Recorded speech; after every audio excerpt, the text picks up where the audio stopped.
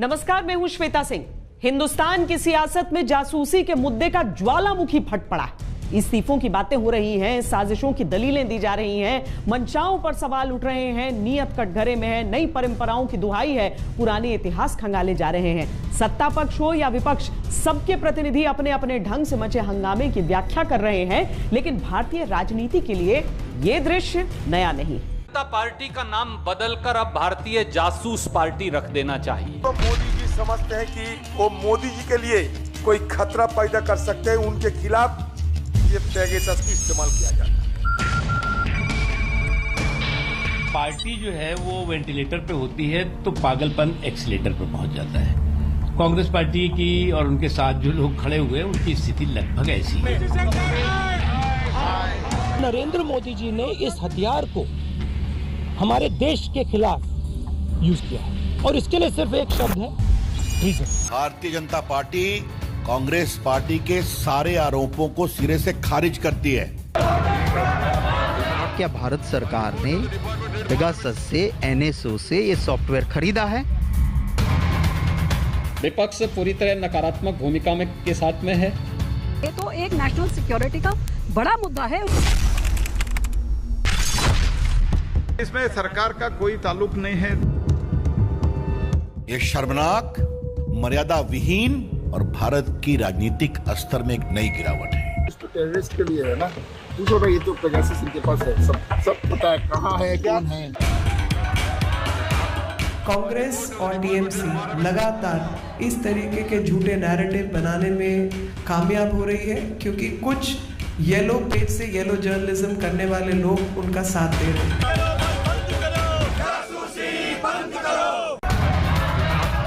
Full time राजनीति में कई बार शॉर्ट टाइम मुद्दे ऐसे उछलते हैं कि सियासत का पूरा इतिहास भूगोल डगमगाने लगता है। इन दिनों जासूसी की दूरबीन से एक लेंस में गुस्से से लाल विपक्ष है, सरकार पर जासूसी कराने के उसके कड़े आरोप हैं, तो दूसरे लेंस में सत्ता पक्ष अपनी दलीलों के साथ आक्रामक रूप से जवाब देने की मुद्रा में है। अब की बार देशद्रोही जासूस सरकार। भारत की राजनीति में कुछ लोग सुपारी एजेंट है क्या? तो ये क्यों नहीं कह रहे हैं, हाँ लोगों के नंबर पेगासस में टैप हुए हैं, इंक्वायरी कराएंगे। प्रधानमंत्री ये क्यों कह रहे हैं कि हमने नहीं किया? इंस्टेड ऑफ डेमोक्रेटिक स्टेट इसको सर्वाइलेंस स्टेट करने चाहते हैं। मेहरबानी करके देश को बचाइए, लोकतंत्र को बचाइए। साजिशों का शिकार जाने अनजाने में हो रहा है। किसी न किसी रूप में भारत को अस्थिर करना चाहते हैं। अमित शाह साहब रिजाइन करना चाहिए।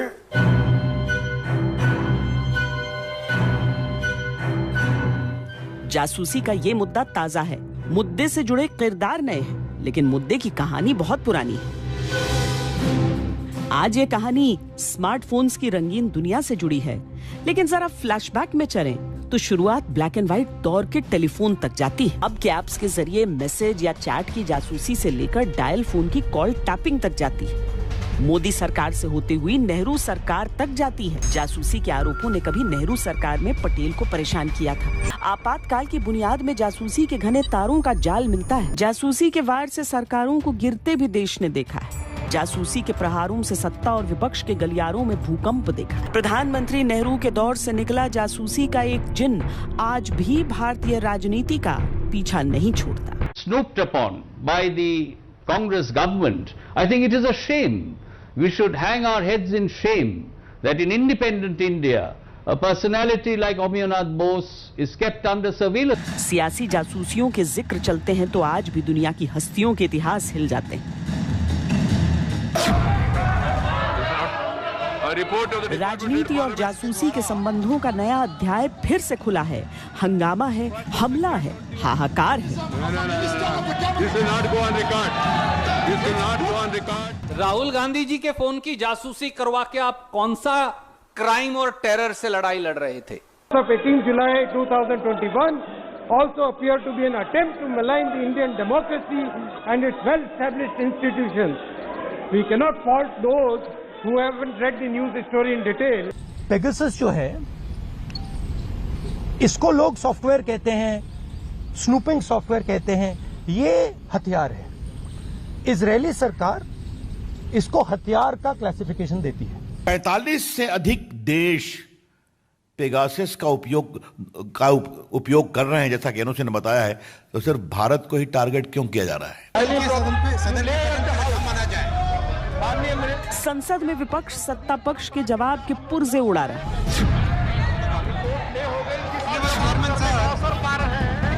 सत्ता पक्ष हर आरोप की धज्जियां उड़ा रहा है।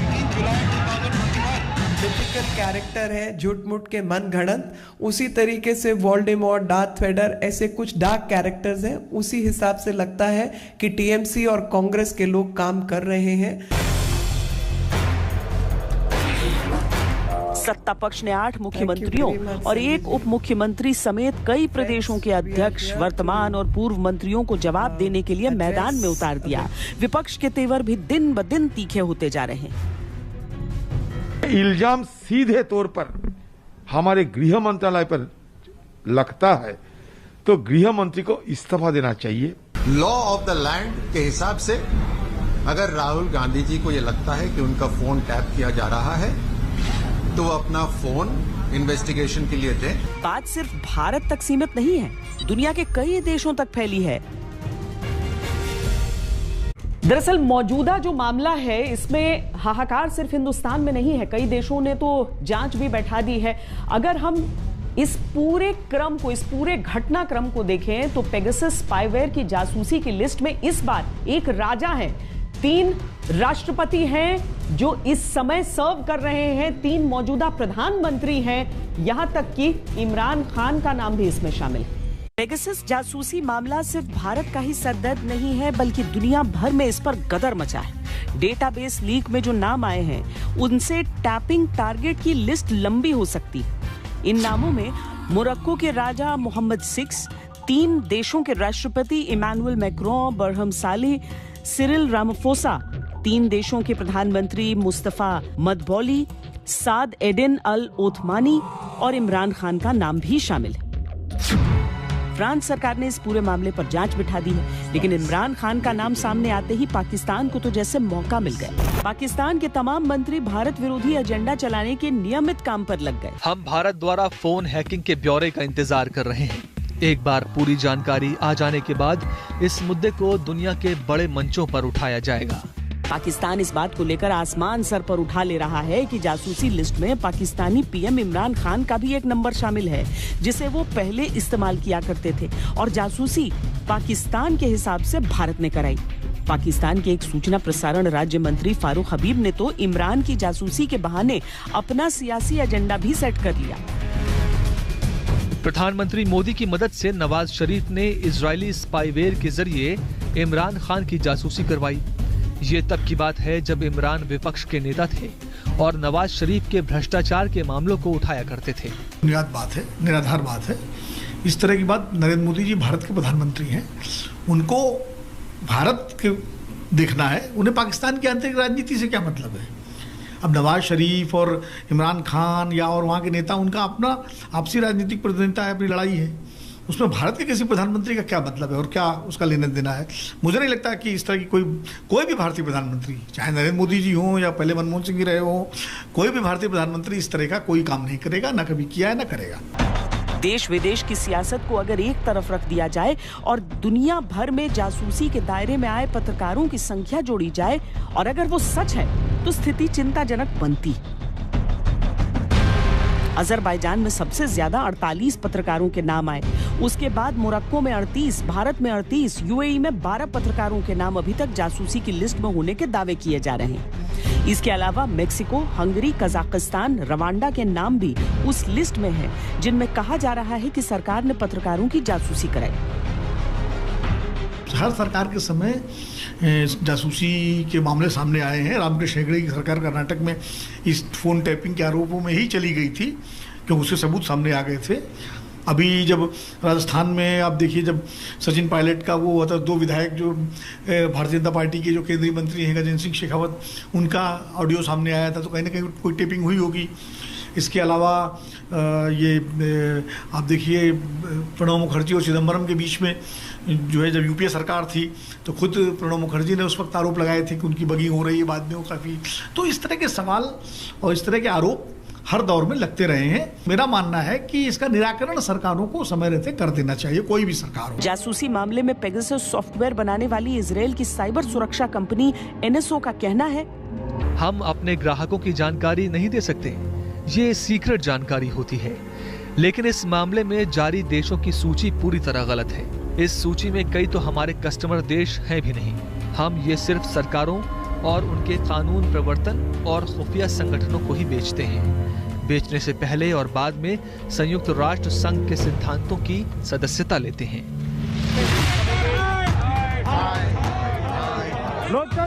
विपक्ष भारत में संयुक्त संसदीय समिति से पूरे मामले की जांच की मांग को लेकर अड़ा है।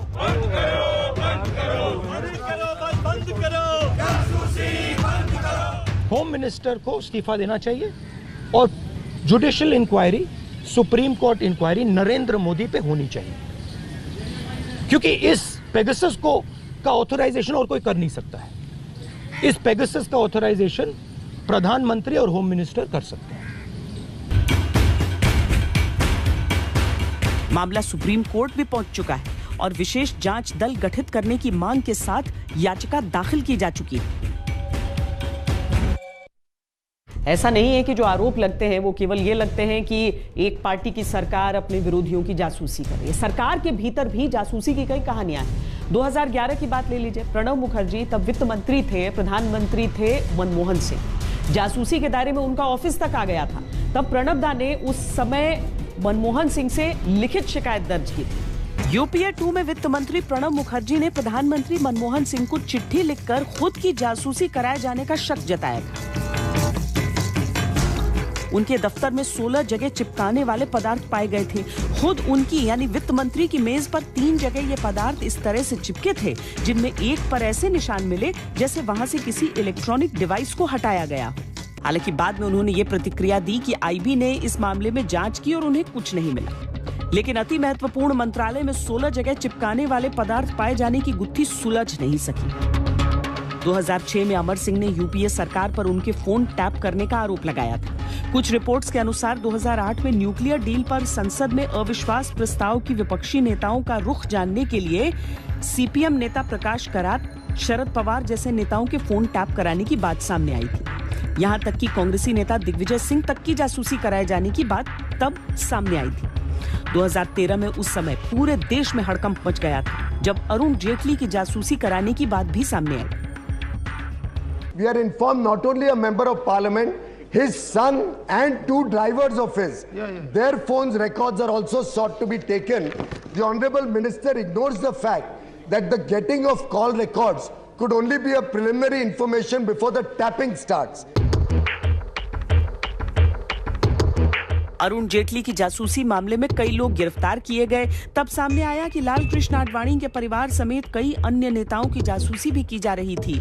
इसमें दिल्ली पुलिस के कांस्टेबल से लेकर प्राइवेट डिटेक्टिव तक घेरे में आए। UPA 2 में ही नीरा राडिया फोन टैपिंग मामला सामने आया, जिसने पूरे देश को हिलाकर रख दिया था। 2013 में एक RTI के जवाब में पता चला था कि मनमोहन सिंह सरकार में हर महीने 7,500 से लेकर 9,000 फोन कॉल्स को टैप करने का आदेश जारी किया गया और 300 से 500 ईमेल्स को इंटरसेप्ट करने के आदेश दिए गए। UPA की सरकार में हर महीने 9,000 फोन टैप किए जाते थे। 9,000 फोन टैप किए गए। 9 जनवरी 2006 को समाजवादी पार्टी के तत्कालीन महासचिव अमर सिंह ने आरोप लगाया था कि मनमोहन सरकार उनके फोन टैप करवा रही है। तब मनमोहन सरकार की तरफ से यह कहा गया था कि तमाम एजेंसियों को टेलीग्राफ एक्ट के तहत फोन कॉल्स और ईमेल्स इंटरसेप्शन के अधिकार हैं। अब मोदी सरकार इस मामले पर अपनी दलील दे रही है और विपक्ष अपनी। लोकतंत्र की हत्या बंद करो।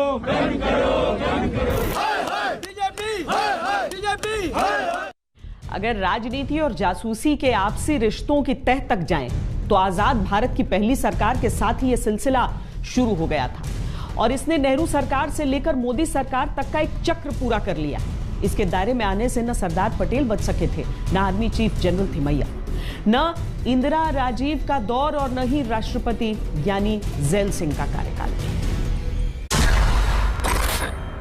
देश के 7वें राष्ट्रपति थे यानी ज़ैल सिंह। इंदिरा गांधी सरकार में वो राष्ट्रपति चुने गए थे, लेकिन राजीव गांधी की सरकार में उनके लिए स्थितियां अनुकूल नहीं थी। कई मामलों में सीधे टकराव की बातें देश के इतिहास का हिस्सा हैं, लेकिन जासूसी कराए जाने का आरोप तब भी लगा था और ये एक राष्ट्रपति की तरफ से देश के प्रधानमंत्री पर लगाया गया आरोप था। उन आरोपों में यह भी शामिल था कि जासूसी के दायरे में न सिर्फ राष्ट्रपति भवन तक आने वाली चिट्ठियां और फोन कॉल्स थी, बल्कि राष्ट्रपति भवन में भी जगह जगह जासूसी के यंत्र लगाए गए थे।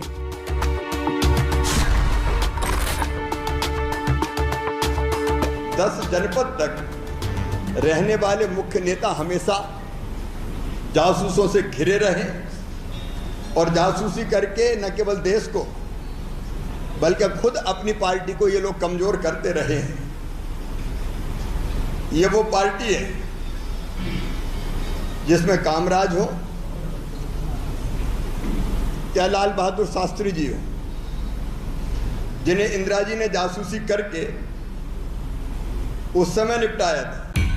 जासूसी के आरोपों से इंदिरा गांधी का कार्यकाल भी नहीं बच सका। पूर्व IB अधिकारी मलॉय कृष्णाधर ने अपनी किताब open secrets India's intelligence unveiled में लिखा है, इंदिरा गांधी ने राष्ट्रपति ज्ञानी ज़ैल सिंह की जासूसी के लिए IB को निर्देश दे रखा था। यहां तक कि मेनका गांधी की निगरानी के लिए भी IB को आदेश दिए थे। मेनका गांधी की एक पत्रिका सूर्या इंडिया के स्टाफ पर भी नजर रखी गई थी।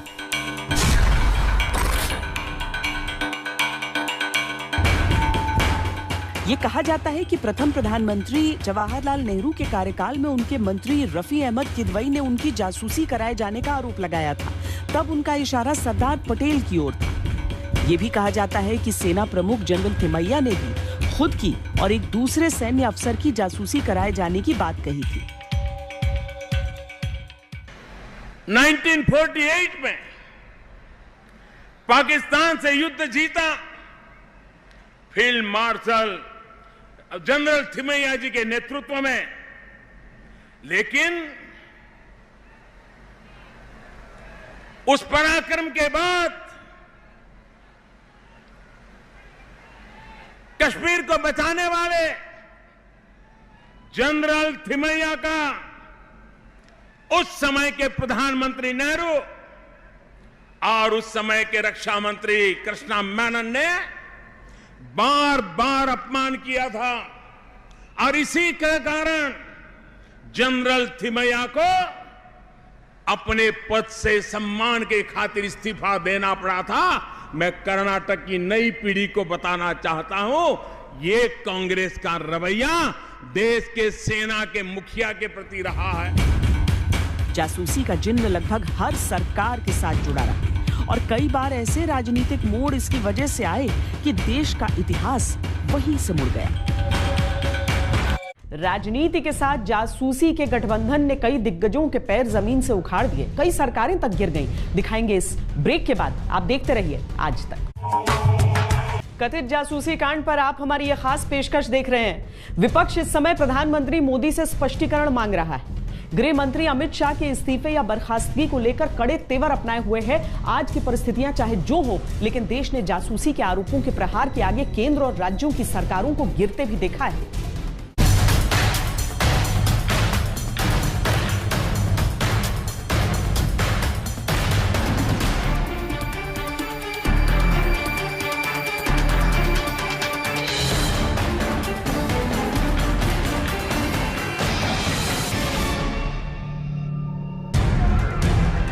अक्टूबर 1990 लाल कृष्ण आडवाणी की रथ यात्रा के दौरान गिरफ्तारी हुई और बीजेपी ने केंद्र की वीपी सिंह सरकार से समर्थन वापस ले लिया। सरकार गिर गई। 64 सांसदों के साथ चंद्रशेखर अलग हो गए और उन्होंने समाजवादी जनता पार्टी बना ली। विश्वनाथ प्रताप सिंह की सरकार गिरी थी तो चंद्रशेखर ने जनता दल को तोड़ा था और 50 से ज्यादा जनता दल के सांसद जो थे देवीलाल जी के नेतृत्व में, उन्होंने चंद्रशेखर जी का समर्थन किया था। कांग्रेस ने बाहर से समर्थन देकर के चंद्रशेखर जी को प्रधानमंत्री बनाया था और चंद्रशेखर जी प्रधानमंत्री रहे थे। अरे नमस्कार। राजीव गांधी के नेतृत्व में कांग्रेस के समर्थन से चंद्रशेखर ने देश के 8वें प्रधानमंत्री के तौर पर शपथ ली। सरकार बन जरूर गई, लेकिन कांग्रेस और चंद्रशेखर के बीच सब ठीक नहीं था। एक दिन 10 जनपद के बाहर हरियाणा पुलिस के 2 जवान देखे गए सादी वर्दी में। कांग्रेस का आरोप था कि ये राजीव गांधी की जासूसी की कोशिश है। इन दोनों कांस्टेबल्स को मौके से गिरफ्तार कर लिया गया था और उन्होंने ये माना था कि वो हरियाणा सीआईडी से हैं। बाद में एक मसला आया कि राजीव गांधी के घर के बाहर हरियाणा पुलिस के 2 सिपाही सादी वर्दी में घूमते हुए पकड़े गए। उस पर कांग्रेस ने ये आरोप लगाया कि सरकार जो है राजीव गांधी की जासूसी करा रही है और इसको लेके संसद में बहुत हंगामा हुआ। उस हंगामे के बीच ही चंद्रशेखर जी ने जाकर के अपना त्यागपत्र राष्ट्रपति को दे दिया।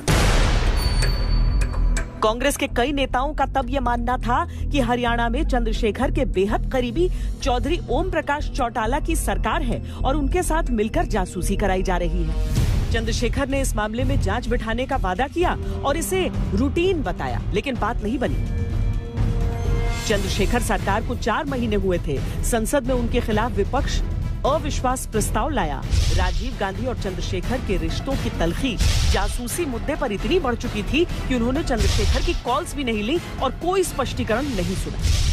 संसद में कांग्रेस ने नाराजगी के चलते समर्थन नहीं दिया। चंद्रशेखर सरकार गिर गई। कुछ लोगों का तब ये कहना था कि जासूसी की बात ओम प्रकाश चौटाला के घर से ही लीक हुई थी और राजीव गांधी तक पहुंची थी। इसके बाद देश लोकसभा और कई राज्यों के चुनावों में व्यस्त हो गया। राजीव गांधी की प्रचार के दौरान ही हत्या हो गई। जासूसी के आरोप और बातें भी इसी के साथ खत्म हो गई। न किसी तरह की कोई जांच हुई और न इसकी जरूरत समझी गई। सच क्या है या था कभी सामने नहीं आया। दर्ज हुआ तो बस इतना कि जासूसी के आरोपों ने केंद्र की सरकार गिरा दी।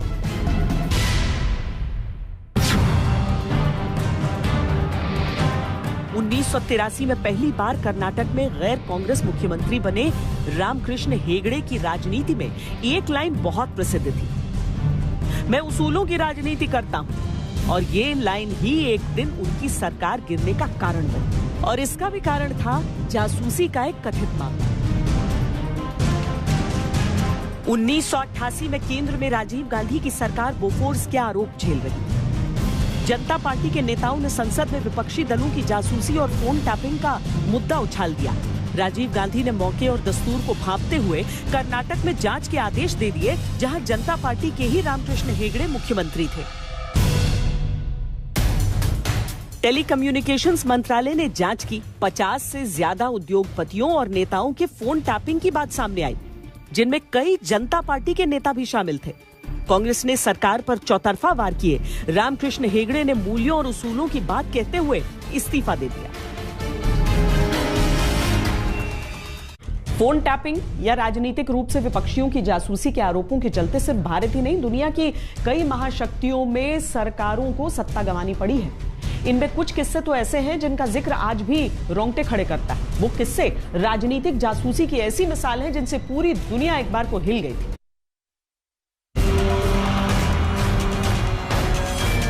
1969 में रिचर्ड निक्सन अमेरिका के राष्ट्रपति बने। उन पर आरोप लगा था कि उन्होंने अपने प्रतिद्वंदी डेमोक्रेटिक पार्टी के कार्यालय वाटरगेट बिल्डिंग में इलेक्ट्रॉनिक उपकरण फिट कराए ताकि वो उनकी हर रणनीति का पता लगा सके। निक्सन ने अपनी विरोधी पार्टी के नेताओं के फोन टैप कराए।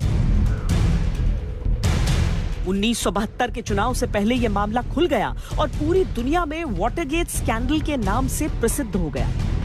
हालांकि निक्सन फिर भी चुनाव जीत गए, लेकिन इस मामले ने इतना तूल पकड़ा कि निक्सन को गद्दी छोड़नी ही पड़ी। निक्सन पर महाभियोग लगाया गया।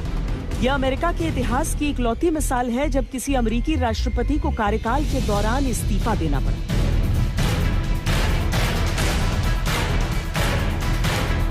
रिचर्ड निक्सन का प्रकरण दुनिया के सबसे बड़े जासूसी मामलों में आता है, लेकिन कई ऐसे और भी किस्से हैं जो हैरान करते हैं।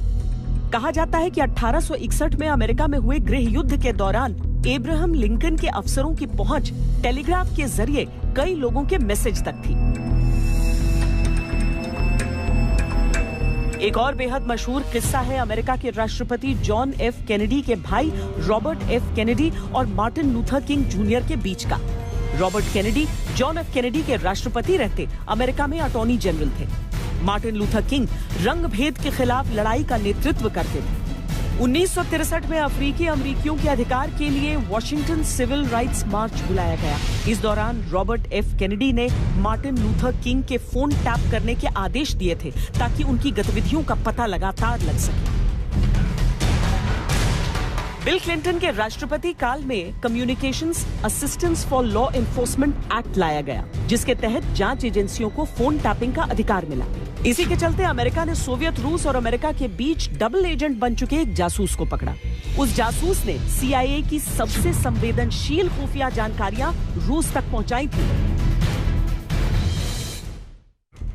वक्त एक ब्रेक का है। ब्रेक के बाद राजनीतिक जासूसी की बेहद खतरनाक वो कहानियां जिसने कई देशों के आपसी संबंधों पर असर डाल दिया।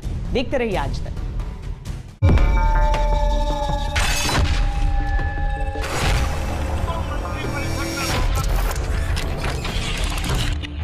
भारतीय जनता पार्टी का नाम बदलकर अब भारतीय जासूस पार्टी रख देना चाहिए। जिनको मोदी जी समझते हैं कि वो मोदी जी के लिए कोई खतरा पैदा कर सकते हैं, उनके खिलाफ ये पेगासस का इस्तेमाल किया जाता है। पार्टी जो है वो वेंटिलेटर पे होती है तो पागलपन एक्सीलेटर पे पहुंच जाता है। कांग्रेस पार्टी की और उनके साथ जो लोग खड़े हुए उनकी स्थिति लगभग ऐसी है।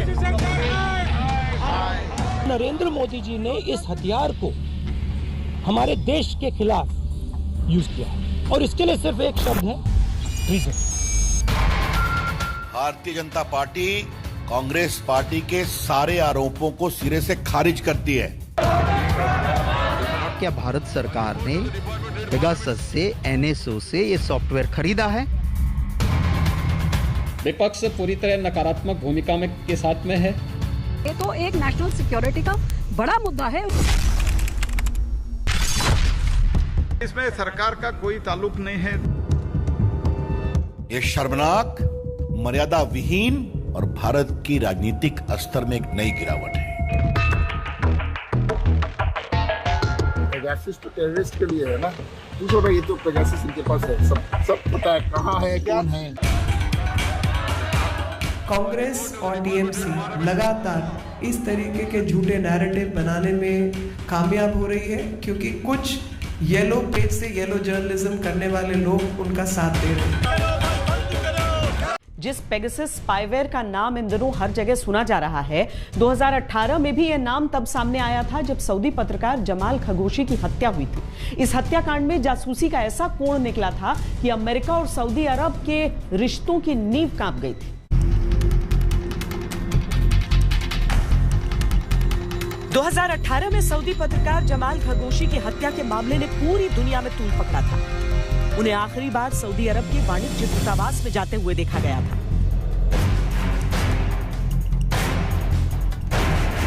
हत्या की जांच में सामने आया कि खशोगी की जासूसी की जा रही थी और पेगासस का स्पाईवेयर उनके कई परिजनों के फोन में इंस्टॉल था। उनके पल पल की खबर किसी को दी जा रही थी, यहां तक कि उनकी मौत के बाद उनकी मंगेतर के फोन के जरिए सारी बातें कहीं पहुंच रही थी। अमेरिका की एक जांच रिपोर्ट में सामने आया कि खशोगी की हत्या में सऊदी क्राउन प्रिंस मोहम्मद बिन सलमान का हाथ है। ये रिपोर्ट ट्रंप के समय में बने अमेरिकी सऊदी रिश्तों की नींव को हिलाने वाली रही। ये माना जा रहा है कि बाइडेन प्रशासन के साथ क्राउन प्रिंस के लिए रास्ते पहले जैसे सीधे नहीं रहेंगे। हमारी इस खास पेशकश में अभी के लिए इतना ही। देश और दुनिया की बाकी खबरों के लिए आप देखते रहिए आज तक।